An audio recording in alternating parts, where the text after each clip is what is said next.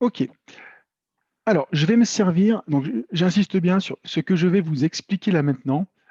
Ça se fait de manière automatique par le programme de la DDFIP, donc qui fait les calculs, du calcul mensuel cumulé glissant. Donc, c'est un plus que je peux vous apporter sur cette formation euh, dans le but de comprendre pourquoi, des fois, les cotises RAFP ne sont pas égales aux deux principes que l'on a vus avant. Pour essayer de comprendre ça, donc, je me sers du tableau blanc. Je vous conseille d'essayer de pouvoir le reproduire en même temps que moi. Une fois que j'aurai terminé ce tableau, je ferai une photo et je vous l'enverrai euh, à l'issue de la formation.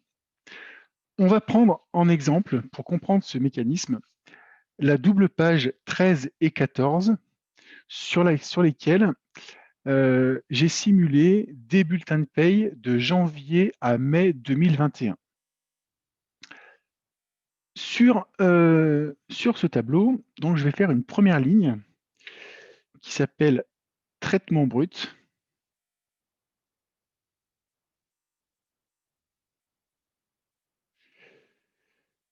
Et puis, des colonnes, janvier,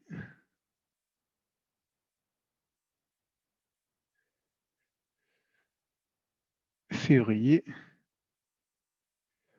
mars, avril et donc mai. Dans cette ligne traitement brut, je vais rajouter indiciaire, puisque bon, vos fonctionnaires sont payés par indice, et je reporte ce que je peux lire sur les 5 bulletins de paye que j'ai générés. Au mois de janvier, notre fonctionnaire a perçu 2 000 € bruts, qui ont donné lieu donc à cotisation pension civile. Idem en février, 2 000 €. Et puis en mois de mars, il a eu une augmentation. Il est passé à 2 400 pour mars, pour avril et pour mai. Une deuxième ligne que je vais appeler assiette RAFP. L'assiette RAFP, elle est composée d'éléments comme l'indemnité de résidence, le SFT, les primes soumises à CSG et moins le transfert prime point. Notre agent, alors, notre agent, j'ai répertorié sur une seule case pour simplifier. Il a eu un cumul de tout ça de 300 € en janvier, en février 700, au mois de mars 200, en avril 1200 et au mois de mai 340 €.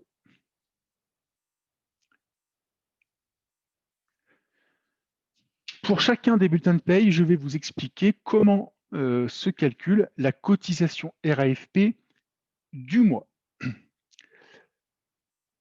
Alors, pour comprendre, je vais schématiser pour chacun des mois ma fameuse marmite avec un couvercle à 20% du traitement brut indiciaire.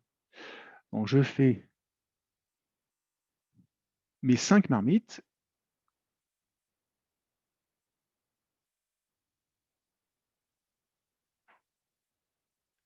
Et je calcule 20% de la première ligne. 20% de 2000, donc je sais que j'ai un maximum de 400 en janvier, idem pour février, et je passe à 480 en maximum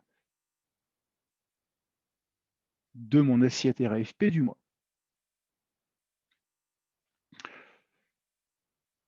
Je pars du principe suivant, c'est que je vais faire cotiser mon agent à la RAFP dans tout ce qui peut tenir dans la marmite du mois dans un premier temps.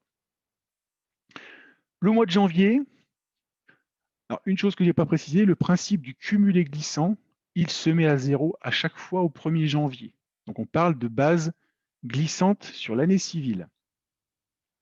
Les 300 € du mois de janvier, c'est assez simple. Je les plonge dans la marmite. Ils tiennent, parce que le maximum, c'est 400. C'est bon, j'ai 300. Je fais mijoter à 5%. Eh bien, la cotisation du mois va être égale, c'est simple ici, hop, à 300 multiplié par 5% égale donc 15 €. Sur le bulletin de paye de janvier que vous avez, en haut de la page 13, on a bien une retraite additionnelle à 15 €. Je passe au mois de février. Alors, je vais préparer le terrain en disant que 700, c'est égal à 100 plus 400 plus 200. Dans ce qu'on a vu jusqu'à présent, s'il n'y avait pas le principe du cumulé glissant, donc avec l'exercice qu'on a fait avant, eh bien, on dirait que les 700 €, j'aimerais les plonger dans la marmite qui peut en contenir que 400, ça déborde.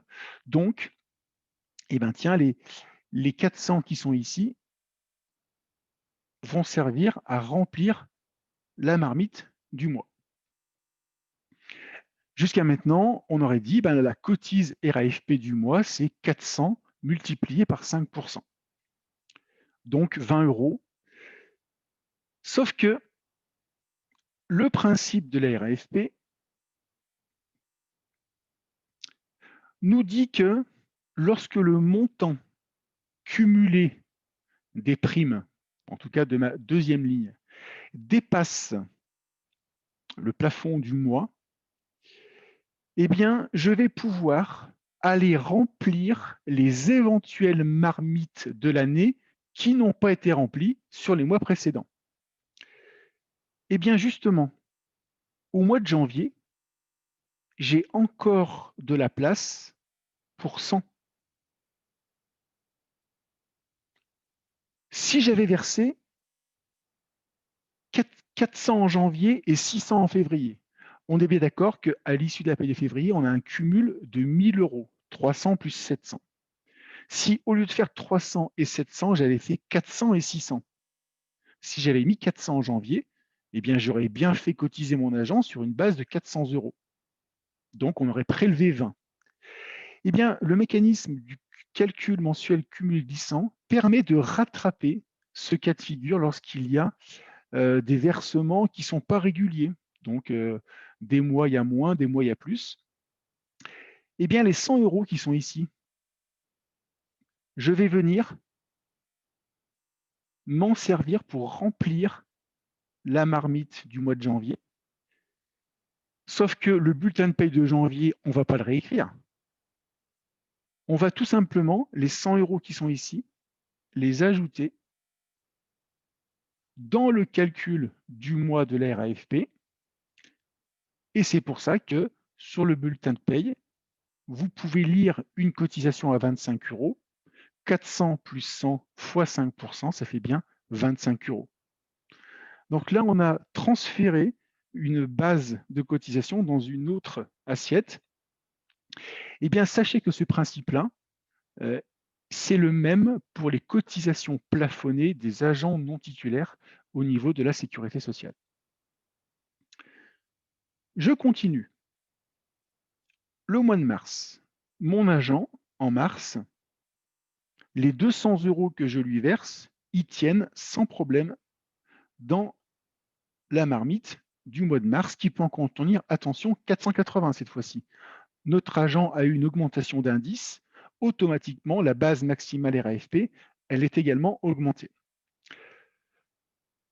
Je vous disais ce matin que, allez, on va changer de couleur, les 200 € qui sont ici, qui n'ont pas encore été mangés par la RAFP, les 200 €, ils ont une date limite de consommation qui va jusqu'au 31 décembre de l'année.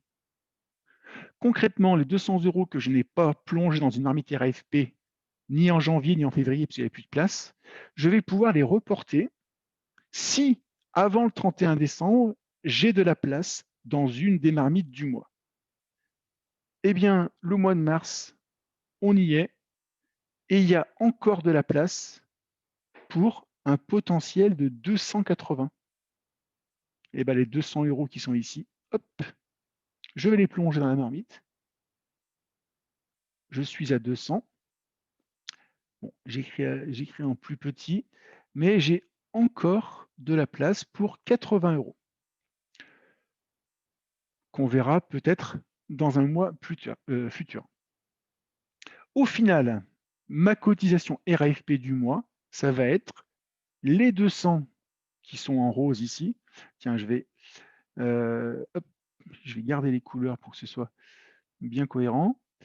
Hop, les 200 qui sont ici, les roses, plus les 200 en orange, qui ont été versés en février. Le tout multiplié par 5%, donc 400 fois 5%, je retombe bien sur une cotisation RAFP de 20 € sur le mois de mars.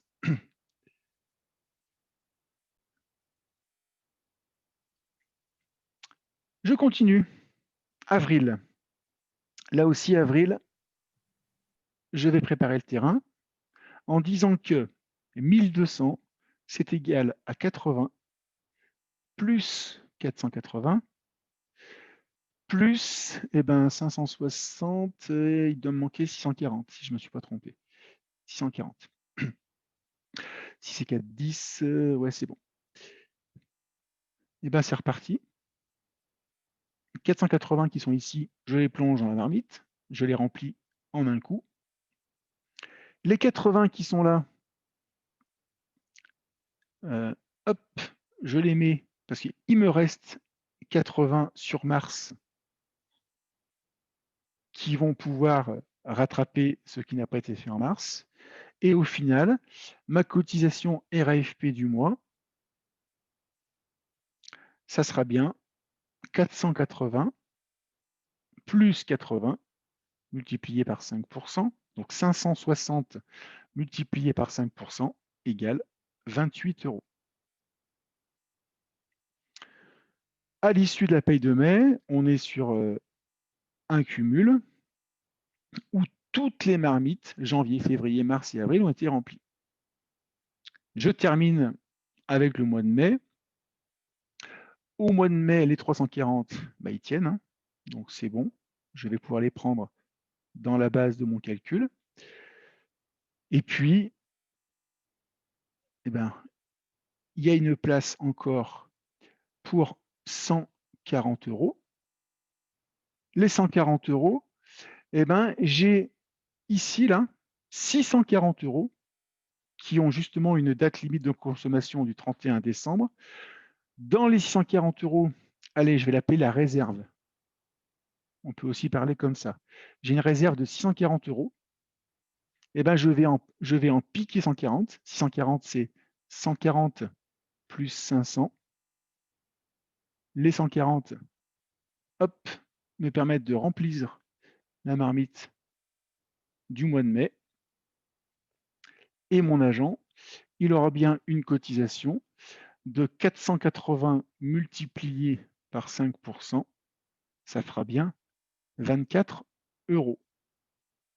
Voilà, on arrête là sur ce principe, mais sachez qu'il y a encore les 500 € qui sont ici, qui vont pouvoir donner lieu à précompte RAFP d'ici le 31 décembre. Voilà, donc c'est le principe du calcul mensuel cumulé glissant. Avec des petits dessins, on peut être capable de retrouver les montants de chacun des mois. J'ai une petite question.